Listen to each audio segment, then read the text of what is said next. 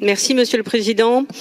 Je suis assez surprise en fait des propos du vice-président de l'enseignement supérieur sur en fait cette expérience réussie qu'était la commune et l'Université Bretagne-Noire.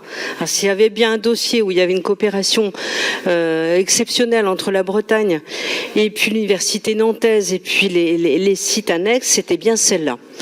Et donc, il me paraissait, moi, dans cette Bretagne nouvelle, que c'était un modèle de fédéralisme, de fédération, à la fois qui regrouperait, je crois, plus de 250 000 étudiants, 1000 doctorants, je ne sais plus combien d'universités et de laboratoires de recherche. Et c'était une réussite que la France entière pouvait nous envier. C'était réussi parce que justement les gens avaient réussi à se mettre autour de la table et à dire nous on va travailler, alors j'aime pas le mot Grand Ouest mais enfin bon c'était le cas, pour et la Bretagne élargie pour travailler sur la recherche et l'enseignement supérieur. Moi, j'ai l'impression que là, la Bretagne doit dire autre chose que ce que j'ai entendu par Bernard Pouliquen. Bon, certes, je comprends l'historique, la géographie, qu'il y a des conseils pléthoriques, etc. et qu'il y a des doyens d'université qui jouent leur propre jeu. C'est justement ça le danger.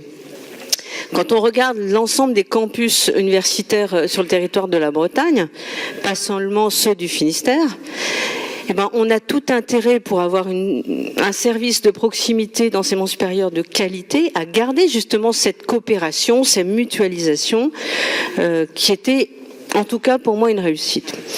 J'ai l'impression que le ministère de l'enseignement supérieur préfère dialoguer directement avec les doyens de l'université de Rennes plutôt que de passer par ce mouvement, ce regroupement réussi de mutualisation. Et en plus, ça correspond vraiment à l'armature multipolaire des centres de recherche et des universités qui sont sur notre territoire. Donc, si cette mutualisation va à l'échec et si on ne l'accompagne pas fortement, il peut y avoir des menaces en général sur d'autres sites et ça m'inquiète quand même. Alors, vous annoncez des conférences locales dans le sud de la Bretagne ou une conférence régionale. Je me demande si ça ne sera pas trop tard, en fait. Parce que j'ai peur que le ministère de l'Enseignement supérieur décide justement de dialoguer en direct et de dire telle université a besoin de tel moyen, donc on va faire une ligne directe entre le ministère de l'Enseignement supérieur et puis la faculté.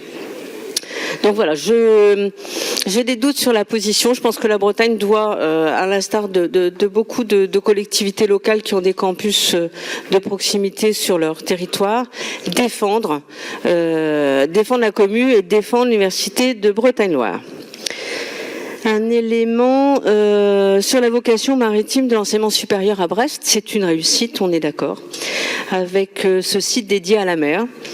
Et je voudrais vous entendre aussi peut-être sur le projet de l'université de onusienne qui est engagé depuis plusieurs années, qui devait s'installer à Brest, mais il semblerait qu'au ministère des Finances, on n'ait pas les modalités pour payer la participation nécessaire, puisque je crois que la banque est en Asie, le paiement des droits pour permettre l'ouverture de cette université de la mer organisée par les Nations Unies. Donc je voulais savoir ce que vous en pensez, si quelque chose est possible d'être engagé pour débloquer le problème administratif.